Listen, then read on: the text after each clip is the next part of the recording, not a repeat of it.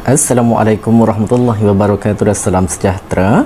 Untuk video kali ini kita akan pergi kepada kimia, subjek kimia tingkatan 5. Bab yang kelima iaitu kimia konsumer dan industri. Dan pada video kali ini kita akan pergi kepada soalan trial Kedah 2021 untuk tajuk bahan pencuci. Jadi kita teruskan pergi kepada soalan. Jadi soalan kata semasa melaksanakan PBD kimia, Anas dan rakan-rakannya menjalankan eksperimen untuk menyediakan sabun. Ini dia kata minyak sawit dihidrolisiskan kepada asid palmitik. Dia bagi formula kimia dekat sini dan gliserol. Kemudian dia kata asid palmitik akan bertindak balas dengan larutan natrium hydroxide NaOH untuk menghasilkan sabun. Di mana pada akhirnya natrium chloride akan ditambahkan untuk memendakkan sabun. Jadi sebenarnya stimulus yang diberi dalam soalan ini sebenarnya menunjukkan bagaimana proses penghasilan sabun itu dijalankanlah. Jadi pertama sekali untuk soalan A, dia suruh nyatakan nama bagi proses penyediaan sabun, di mana proses untuk penyediaan sabun sebagaimana yang awak dah sedia maklum. Nama prosesnya adalah apa? Nama prosesnya adalah proses saponifikasi. Kita tulis dulu saponifikasi.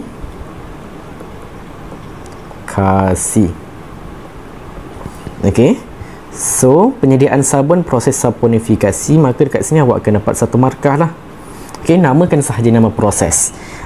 And then untuk soalan B. Untuk soalan B, dia suruh cadangkan bahan kimia lain yang boleh digunakan untuk menggantikan larutan natrium hydroksida. Ingat menggantikan larutan natrium hydroksida.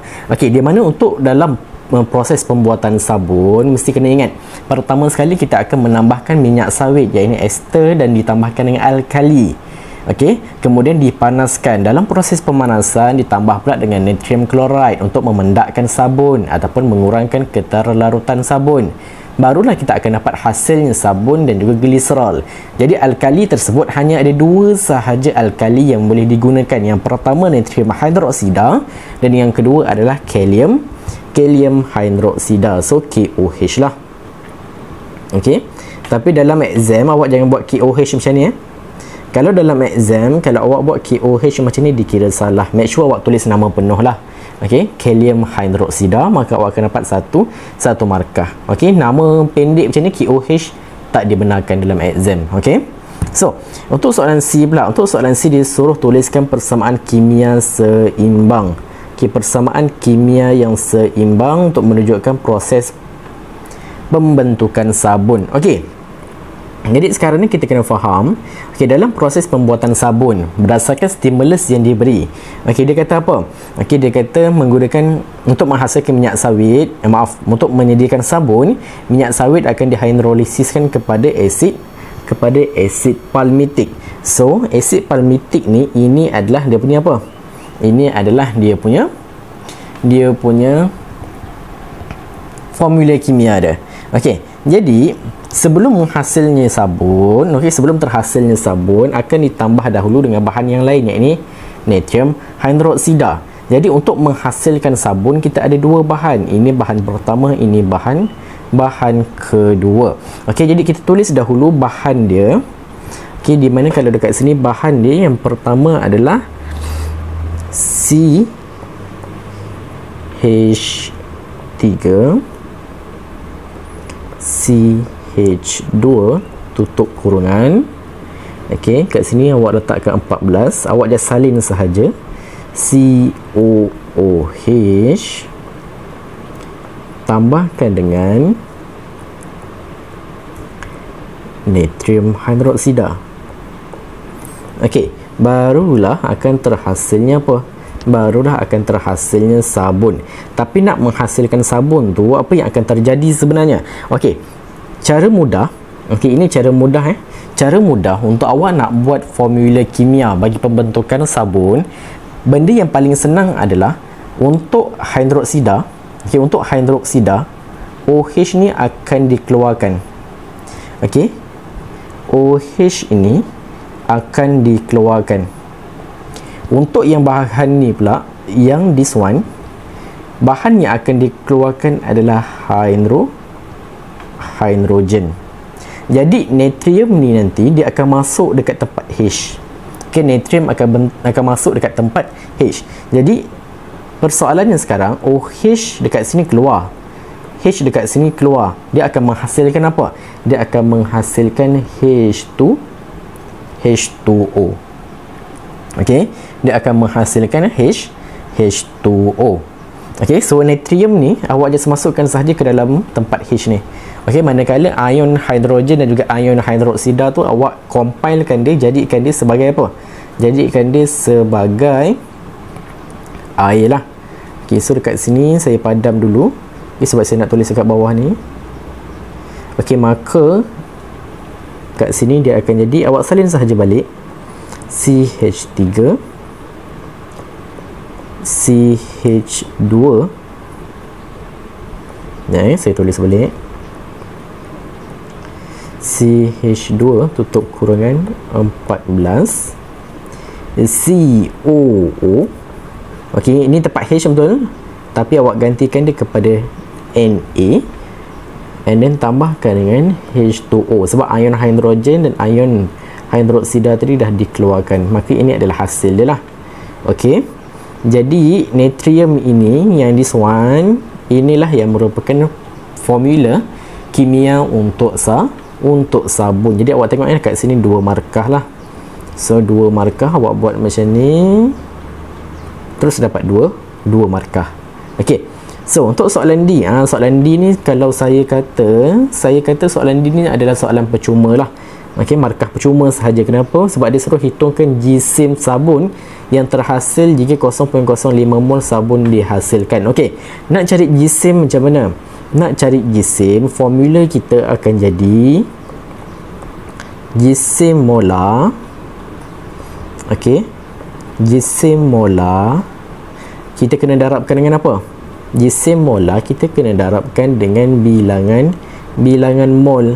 Sekarang ini kalau awak tengok jisim molar diberi belum? Okey, kat sini dah bagi dah jisim molar sabun berapa? 278. Okey, molnya berapa? 0.05. So dah dibagi nilai dia. So awak just masukkan sahaja 278 darabkan dengan 0.05 mol. Okey, awak tekanlah kalkulator. Bila awak tekan kalkulator, awak akan dapat jawapan awak adalah 13.9. Unit dia apa? Unit dia adalah gram lah, sebab dia minta jisim betul. So macam ni sahaja. Sebab tu saya kata untuk soalan D ni adalah soalan percuma. Okey, sebab awak just kena darabkan sahaja. Okey, darabkan sahaja dapat 1 markah. Okey, so ini untuk soalan D. Kita pergi dekat soalan E pula. Okey, kalau awak tengok untuk soalan E, dia kata jadual 8 menunjukkan maklumat mengenai ejen pembersih W dan ejen pembersih X. Okey, di mana dekat sini dia menceritakan mengenai dengan tindakan pencucian dalam air liat. Okey, air liat ni apa? Air liat ni awak kena faham bahawa air liat ini menunjukkan bahawa dalam air tersebut mengandungi ion magnesium ataupun ion kalsium. Okey, di mana dekat sini kalau awak tengok untuk ejen pembersih W kotorannya kekal, manakala untuk ejen pembersih X kotorannya hilang. Di mana dekat sini saya dah pernah tunjukkan dalam video pembelajaran kita untuk bahan pencuci. Okey, untuk bahagian yang ketiga lah, di mana saya menceritakan mengenai dengan perbezaan antara sabun dan juga deterjen. Okey, jadi soalan dia kata ejen pembersih yang manakah adalah sabun, dan dia suruh nyatakan berikan satu sebab kenapa kita katakan bahawa ejen pembersih apa itu merupakan sabun. Jadi kita tengok jawapan kat sini consist of 2 marks, 2 markah. Okey, jadi kita kena jawab 2 point. Okey, akan support kita punya jawapan. Jadi pertama sekali, di antara W dan X, mana satu yang merupakan sabun? Yang merupakan sabun adalah ejen apa? Ejen pembersih W lah. Okey, sebab bila sabun, okey, bila anion sabun bertindak balas di dalam air liat, okey, dia akan bertindak balas dengan apa? Dengan ion magnesium. Bila bertindak balas dengan ion magnesium, dia akan menghasilkan apa? Menghasilkan garam tak larut, di mana kita kenal pasti bahawa garam tak larut tersebut dinamakan sebagai kekat. Alright. So, jadi pertama sekali kita nyatakan ejen pembersih mana yang merupakan sabun. So, kat sini kita katakan bahawa W lah. Kenapa W? Sebab anion sabunnya akan bertindak balas menghasilkan garam tak larut di dalam air liat. Okey, menghasilkan garam tak larut lah. Okey, kalau awak nak panjang sikit, nak spesifik sikit, awak cakap bertindak balas dengan apa? Bertindak balas dengan ion magnesium di dalam air liat menghasilkan garam tak larut. Itu kalau awak nak panjang sikit, nak spesifik lagi sikit. Kalau tak, macam ni pun dah mencukupi lah. Okey, kemudian kita katakan garam tak larut tu apa dia? Ini kekat. Okey, maka terhasilnya lah pembentukan kekat. Okey, jadi 1.1 markah. Jadi dekat sini awak dapat 2 markah lah. Okey, jadi untuk awak nak fahamkan lebih lanjut mengenai dengan perbezaan antara sabun dan deterjen ini, awak boleh tengok dalam video yang lepas, di mana di video bahagian yang ketiga untuk bahan pencuci. Okey, kat situ saya khusus ceritakan mengenai dengan perbezaan di antara sabun dan juga deterjen. Okey, so kita pergi kepada soalan yang terakhir untuk soalan F. Okey, untuk soalan F, dia kata anda diberikan dengan 2 bikar P dan Q yang masing-masing diisi dengan larutan sabun dan larutan deterjen. Okey, jadi kita ada bikar P, kita ada bikar Q, dan salah satu ini ada sabun, ada deterjen. Jadi soalan disuruh apa? Dia suruh dengan menggunakan bahan-bahan yang berikut, huraikan secara ringkas bagaimana anda dapat membezakan antara sabun dengan deterjen. So dekat sini dia bagi larutan kalsium nitrat, okey, tabung didih dan juga gabus getah. Dan awak tengok kat sini 3 markah lah. Okey, so bila dekat sini dia suruh huraikan secara ringkas, bermaksud dia suruh kita buat eksperimen ringkas. Okey, dia suruh kita buat eksperimen ringkas macam mana nak tentukan mana satu sabun, mana satu deterjen. Okey, jadi dekat sini saya terus bagi jawapan lah. Saya terus bagi jawapan.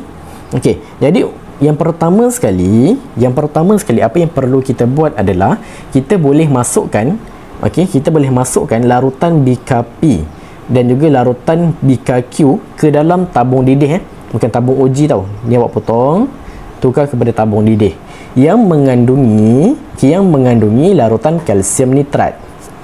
Yang mengandungi larutan kalsium nitrat. Okey. Kemudian lepas awak dah masukkan larutan bikar P dan Q ke dalam tabung didih yang mengandungi larutan kalsium nitrat, apa yang awak perlu buat adalah awak tutup mulut tabung didih tersebut. Ini tabung didih lagi tabung didih, bukan tabung uji. Ini di mulut, ada typo sikit kat situ Okey. Jadi tutup gabus getah tersebut di mulut tabung didih dan awak goncangkan. Sebab bila awak goncangkan, apa yang awak akan dapati adalah bila hasil eksperimen tersebut dalam salah satu tabung didih tersebut, bila terhasilnya kekat ataupun mendakan putih, maka kita tahu itu merupakan sabun. Manakala yang sebaliknya adalah deterjen lah. Sebab kita dah tahu dah bahawa larutan kalsium nitrat ini, kalsium ni apa? Kalsium ni Ca lah kan. Kalsium ni Ca lah. Di mana bila kita katakan Ca, okey, ada ion kalsium, maka kita tahu dia merupakan apa? Dia merupakan air liat. Dan berdasarkan perbezaan antara deterjen dan juga sabun, kita tahu okey bahawa sabun dia tak efektif dalam air liat, maka dia akan menghasilkan apa? Menghasilkan kekat. So itu adalah salah satu cara lah untuk kita nak kenal pasti. Dan kalau awak tengok dekat sini, berdasarkan prosedur yang saya dah tuliskan dekat sini, ada penambahan yang perlu awak khususkan. Contoh, dekat sini awak kena letakkan berapa isi padu yang awak letakkan okey ke dalam tabung didih tersebut untuk larutan bikar P dan bikar Q. Okey, and then untuk kalsium nitrat pula, berapa isi padunya. So dekat situ awak kena lebih spesifik, sebab ini dikira sebagai prosedur eksperimen. Okey, dalam prosedur eksperimen awak memang kena spesifikkan berapa isi padu yang digunakan dan sebagainya lah. Okey, so dekat sini kita gunakan 3 cm3 dan 5 cm3. Okey, dan sebenarnya untuk prosedur eksperimen ini sebenarnya ada cara dia. Okey, ada cara dia, ada tips dia macam mana kita nak buat lah. Okey, tapi saya tak akan terangkan dalam video yang ini sebab yang itu explanation dia akan jadi sedikit panjang. Okey, so saya tak akan terangkan dalam video yang inilah. Saya akan buat satu video yang khas. Okey, bagaimana kita nak buat prosedur eksperimen. Kalau kita dah tak ada idea dah. Okey, kita tahu macam mana eksperimen itu dijalankan, tapi tak tahu nak construct ayat. Kita tak tahu nak bina ayat. Okey, jadi ada beberapa step yang kita boleh ikut untuk kita construct ayat supaya arahan yang kita berikan dalam prosedur eksperimen tersebut menepati skema jawapan. Okey, iaitu nanti saya akan ajar kemudian lah. Okey, jadi kalau awak tengok dekat sini, markahnya 3 markah. Bila 3 markah bermaksud satu prosedur 1 markah. Jadi dekat sini 1 markah, dekat sini 1 markah, dekat sini 1 markah, maka awak akan dapat total dekat sini adalah 3 markah. Okey, jadi setakat ini sahaja video kita untuk kali ini untuk soalan trial Kedah 2021, dan kita akan jumpa dalam video yang akan datang untuk soalan-soalan yang lain.